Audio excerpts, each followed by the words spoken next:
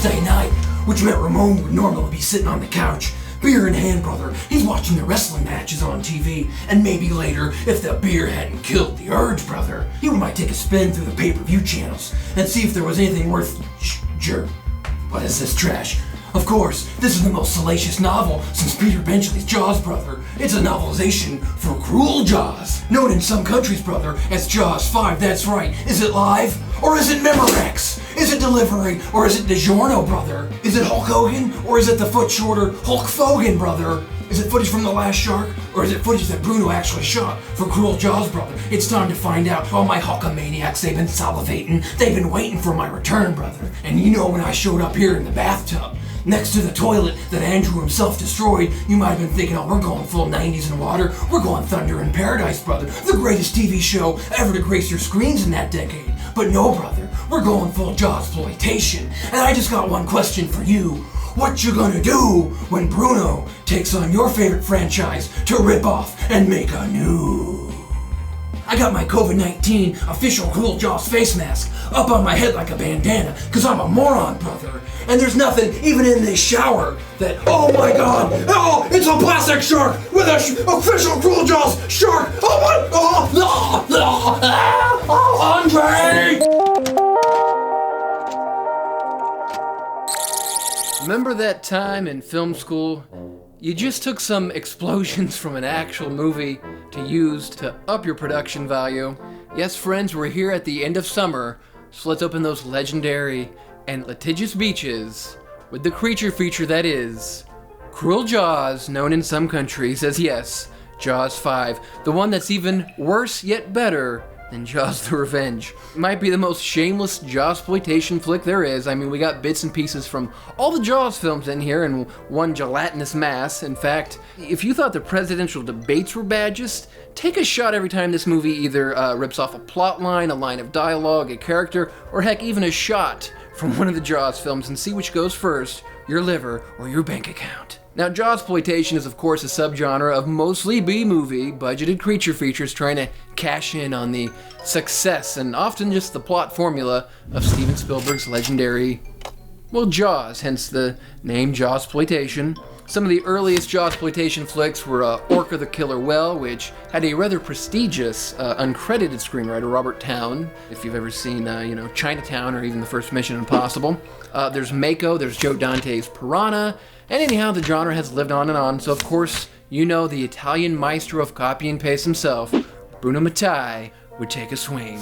Like so many Italians before him, Bruno used a pseudonym in a lot of the territories his films were released at, and so for Jaws 5, aka Cruel Jaws, it went under the name William Snyder, and so if you got the recent Severin Blu-ray release, you'll notice there's two cuts, there's the Mattei and the Snyder cut. Yes, freaking Zack Snyder ripped him off on the way to borrowing $70 million from Warner Brothers to, reshoot Justice League bits. In fact, that $70 million, that's more than Bruno's entire filmography budget combined. We open up at night, and a couple of goons, Paco and Jose, they're going to the water. Their boat charter captain warns them to hurry up because he's worried the Coast Guard will find out. But they could care less. They're heading down there to some Navy shipwreck. They're gonna find some secrets to sell, like some mentally challenged version of the Deep.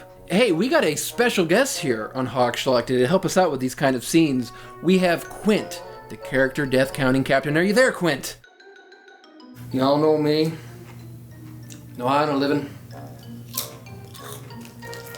Counting character deaths from films, see? Schlock films. Bad films.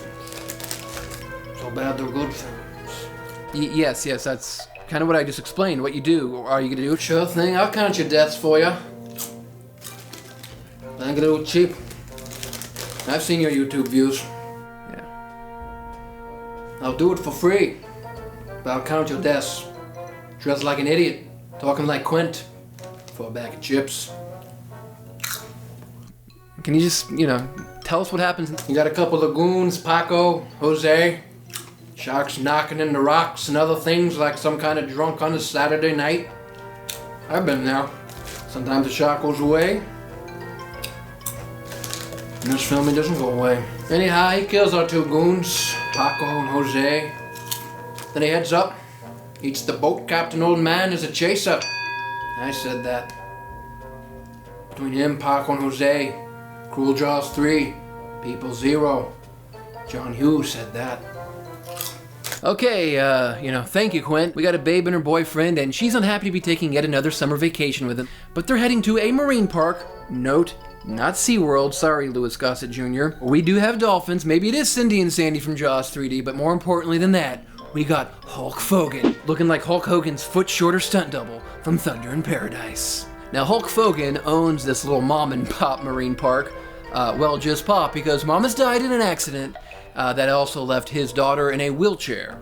Hulk tells us the accident cost him everything. His wife, his will to live, and worst of all, his daughter's smile. I guess still having a daughter at all, even if she has a physical disability you have to take care of, is not a reason to live, but he's just playing up that Hulk Hogan role. We are talking about the guy who betrayed the world at Bash at the Beach 96. But things are getting even worse for the Hulkster. Walmart brand Sheriff Brody shows up, and he's here to serve an eviction notice to Hulk Fauxgan. And we learn that Kroger brand Matt Hooper, who actually looks like Matt Damon after a night of binge drinking with Ben Affleck, well, he's bragging about going on some science vessel for 18 months at sea, but he may have to cancel it. We got a copycat shot of a bodily remains found on a beach, and Kroger Matt Damon Hooper is thinking, we got a killer shark. We got Costco brand Mayor Vaughn, and he's like, there's no shark, there's no fins, we can't cancel. No, not July 4th, but the regatta. See, it's totally different movies, we swear. Anyhow, Hooper's like, no bro, it is a shark, and not just any, but a tiger shark, with a mouth the size of this as he proceeds to use his hands like a 14-year-old, bragging about the size of his manhood. And of course, with that, we cut right to a perv whistling at a girl with a camera rack focused on her, if you catch my technical filmmaking drift. Here we basically have the horny teens from Jaws 2. I mean, not Jaws 2, but, basically it's the start of a perv montage where two douchebags oogle and compare the different babes we got on the beach. We got one girl reciting lines ripped right out of Jaws 2 about how you shouldn't always do what your daddy tells you. And one douchebag guy does tell us, I'm in charge of pussy cat around here, and I'm here to check your credentials. Eat your heart out with that award-winning dialogue, Aaron Sorkin. Meanwhile, the mayor, he doesn't want to cause a panic with this shark news. He wants to keep everything calm and quiet, because he doesn't want to cause mass panic and cancellations and hurt the economy and the people, and this doesn't sound familiar at all in recent times. Anyhow, we got a couple of beach bums making out and getting frisky on the beach. It's either daytime or daytime with a blue night filter over it, depending on which cut of the film you chose to watch on your Blu-ray. They're macking, and she's all, wait, no, I want to swim first, says Chrissy, or whatever the character's name is. What a pain in the ass-shilly Simpson hole, complains basically the guy from the opening scene of Jaws, reiterating what every guy has felt at some point or the other. Anyhow, she runs off in her blue thong bottom buns into the blue ocean. Say that 5 times fast. And he sticks his toe in the water and he's like, man, it's too cold. But she entices him in by saying, hey, let's do it in the water. Now, Quint, are you still there to tell us a little bit about this scene? We got some great underwater footage here that so well shot you'd swear somebody much more professional shot it. It looks like it could have been shot in Jaws. Wink, wink. You got the guy who's supposed to be like the drunk from the beginning of Jaws. He's hollering, flopping around like he's a damsel in distress. And Chrissy, well, she gets eaten out by a tiger shark. Wait. What? Yeah, let's move on. Anyhow, Dad hasn't been the same since my mom died, and Susie lost the use of her legs, says Hulk Fauxgan's son, to some babe he wants to make it with.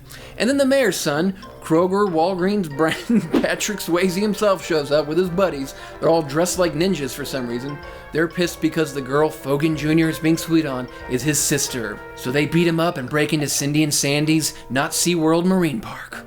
Walgreens Patrick Swayze and his not-so-ninjas are going to feed Cindy and Sandy some fish laced with poison. But a seal starts barking about how Cindy and Sandy are making noises, and it's like some sort of Thunder in Paradise version of Lassie. A couple squeaks and Hulk Fauxgan's like, what is it, brother? There's a black bag over there next to Cindy and Sandy's cages and somebody broke in and there's fish laced with poison, brother? Meanwhile, the guy from the not opening scene of Jaws has gone to the cops to let them know that his girlfriend is shark bait. I especially enjoy how the police headquarters is just an old beaten down warehouse with a sticker badge put on the front door.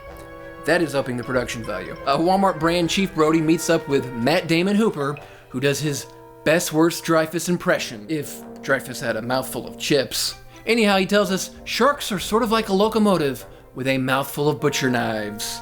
Chew on that dialogue and spit it out, John Milius. Hulk Fauxgan lets businessman Vaughn know not only is he not going to sell his park, but he goes into full promo mode. I'm gonna hit the big boot and drop the leg, brother, on anyone who tries to poison my Dolphin Tag Team Champions again, Mayor, brother. Then Matt Damon Hooper, he's making out with his gal pal, but then Walmart brand Sheriff Brody shows up like the ultimate chum blocker. At this point, she's all like, listen, it's the fish or me. Do I need to grow some gills? Thankfully, the scene cuts before Matt Damon Hooper reveals that, in fact, he does have a gill fetish. But not before she tells him off with the greatest line that Joe Pesci himself never said. I want you to find the tallest building you can and jump the F off of it. Without the asterisk censoring, of course. Now, she heads off to the club to flirt with Walmart brand Patrick Swayze, who she goes off with just as Matt Damon Hooper arrives. Cruel Jaws, more like cuck Jaws. Well, it's time for another Jaws 3 to, homages. Walmart brand Swayze, he's out there with Hooper's gal pal. They're macking in the water, all day for night filter, of course. And then some of their friends decide to scare them with a bullhorn. They show up in a little Jeep, and this scene just works better when Leah Thompson from Back to the Future herself is there in her undies instead. But anyhow, the mayor and sheriff, they're arguing about what's going on. Walmart Sheriff Brody has a nifty map he likes to doodle on. It actually makes more sense than the electoral map. And then we got a shark watching montage, We got lookouts and helicopters, and complete with the family. They drove all the way there to see the shark that killed people, and then they're just told, the shark's gone. There's going to be a pissed off Yelp review about that for the town. Quint, are you still there? Yes, some weakened warriors and a chopper spot our tiger shark. That's the SOB. I'll fix him, he says. We got the humans on the board. But not just any shark. A what? A tiger shark. That works for me, and now Mayor Vaughn, he's ready to call on everybody, CBS in particular, to let them know that the shark is dead. But Matt Damon Hooper isn't convinced this shark is it. You've seen too many movies, the mayor tells him. If anybody's seen too many movies, if anybody's ripped off too many movies, it's Bruno. And I miss him. And we're here for, July 4th, regatta. Quint, what do you got for us? All them surfers, boat sailors, captains. I don't know how many teenagers. Maybe 1,000. All I know is this one tiger shark averaged about 6 kills a minute in this scene. I'll never wear a condom again. I don't know how to count this one up. We got Surfer 1, he's swallowed. Surfer 2, he's bitten to death, I suppose. Mauled like some jackrabbit in some Looney Tunes cartoon. We got a couple teenagers, bitten, smashed, mauled, drug underwater. Who knows how deep? Maybe as deep as Harvey Weinstein's career, I don't know. Some poor chap, not even a teenager, gets his head clear bitten off. He'll never ask for head again. And some beach boy dragged in the water, eaten alive. I'm losing count here. Almost like I lose count of my ex-wives. The shark comes out of the water, holds up one guy's body like he's just won a sailing trophy. Hulk Fauxgan's daughter, she falls in the water, but of course, she's not getting eaten. Poor Matt Damon Hooper. He has to act sad while his scummy girlfriend gets drug away by absolutely nothing, but we have to pretend a shark was there. Anyhow, Hulk's daughter, she goes into shock. That's not a shock considering it's a plot line from Jaws. She musters up the energy in the hospital to tell Hulk, Daddy, sharks are bad. Rumor has it that the scene was longer, and she was then asked if white supremacists are bad, but she just couldn't quite answer. Anyhow, scumbag businessman shows up, and of course Matt Damon Hooper grabs him and calls him a fat, rhymes with luck, and Hulk is all hired up, just like Quint. He shows us a, fantastic drawing of the shark, and then he goes full promo. Well, brother, the shark just can't be body slammed because he's a homicidal maniac. He'll eat you here, and he'll eat you here, and he'll eat you here, brother. He's slapping all over the picture of the body now, because, brother, when you're alive and he starts eating you, you gotta respect that, brother. I always assumed the victims were alive when he started eating them. That's what caused their death. Then again, maybe they were just trying to add it up to the Corona figures. I don't know, but I'm glad you cleared that up for us, Hulk. Now we have the music score from Star Wars. Like, literally John Williams' score, just like a couple notes changed up or down. It's the same exact score. No shame, Bruno. No shame. Anyhow, Hulk and Damon and the crew, they head out on a boat shark hunting. But they're not alone, as Walmart brand Patrick Swayze and his not-so-ninjas have their 12 gauges loaded up and their mother's roast on ice. I wonder where they got that plot point from. They head out on a boat of their own. It's JAWSPLOITATION MANIA, brother. In fact, this is where Hulk Fauxgan really becomes Quint in the movie. He starts talking about his history as a harpoonist, as Matt Damon Hooper, uses Mario Van Peebles' shark sonar from Jaws: The Revenge. And Walmart brand Patrick Swayze's all, It's enormous! And, you know, Quint, you there? Shark knocks his head into his boat really hard, getting a shark cushion. And then they lay the boat propeller right into him. It's some of the best worst visual effects since the Spider-Woman in Spookies. But the shark lives. I guess they never saw him eat a rocking chair. And Walmart brand Patrick Swayze. He falls in the water, screaming, hollering like a little girl before the shark even comes over to him. Poor Walmart brand Patrick Swayze. He's nothing but chum now. And just like in Jaws 2, Walmart brand Patrick Swayze's girlfriend, she's holding up a gas can like a moron. There's one of the other idiots with us holding up a signal flare. And boy, you thought she was hot before? She's set ablaze with all her pals, and we get a big explosion. Cue, they should be on July 4th fireworks. And with that, we got a helicopter, and of course we've been waiting for that one line of dialogue from Jaws to make it in here in some way. You know what I'm talking about, we're gonna need a bigger boat. Well, they're gonna need a bigger helicopter. And, you know, Quint, why don't you take us away? Ah, yeah, when the helicopter decides to go fishing. He's gotta be over 8 meters long, says Francis. Anyhow, what good American doesn't measure a shark in meters? Anyhow, Francis misses with machine gun and the recoil hits him hard. He never was on the Indianapolis. So he's like Snoop Dogg and he's dropping it like it's hot. Falling out of the chopper into the shark's mouth like some Colin Farrell bullseye. And that's that. And then we have the Mafia. They show up. They are sending in Shark World Order goons, led by a Quint brand, Razor Ramon. Now he's going to try and kill the shark, but Matt Damon Hooper has learned a secret. The shark was born in captivity, bred and trained by the Navy to destroy the enemy. Like a bane of the ocean, we merely adopted the JAWSPLOITATION. He was born in it, molded by it. He didn't see an actual Jaws film until Bruno himself ripped off a shot from one. And, you know, Quint, what do you got for us? Just to prove the point, the shark takes some kind of crash test dummy who's supposed to be a Quint brand Razor Ramon, flosses his teeth with him. He's chum. Shark even lets out a little mouth fart afterwards before taking on another mafia thug. Now Hulk Fauxgan's buddies, they're all down underwater. They're setting up some kind of explosive charge as a trap in that old shipwreck. And Hulk, he's up there chugging beers. Even the fake Hulk Hogan never does any work. Anyhow, the shark's down there. He's, you know, banging all around. I mean, listen, I know this is in the 90s, but that shark is really into headbanging. Anyhow, Quint, what happens here for us? Hulk Fauxgan's mission was so secret. Him and his buddies underwater there, setting up the trap for the shark. But the explosion goes off, splitting that fake shark right in half as we cut to every explosion from every shark movie ever made. And then we cut to Cindy and Sandy themselves, leaping in the air for joy. Cue the credits. Cue the Schloskers. We got Schloskers for Best Trenton Quarantino, while writing and directing for Bruno Mattei. Best budget-saving editor in town by using both stock footage and actual footage from other actual films. Best way for that tiger shark to both give and take head. Definitely the best way to kill off tons of horny teenagers. At least the best way since a bunch of them went to those spring break beaches during COVID. We got hottest dame for when Walgreens brand Patrick Swayze's girlfriend sets herself on fire.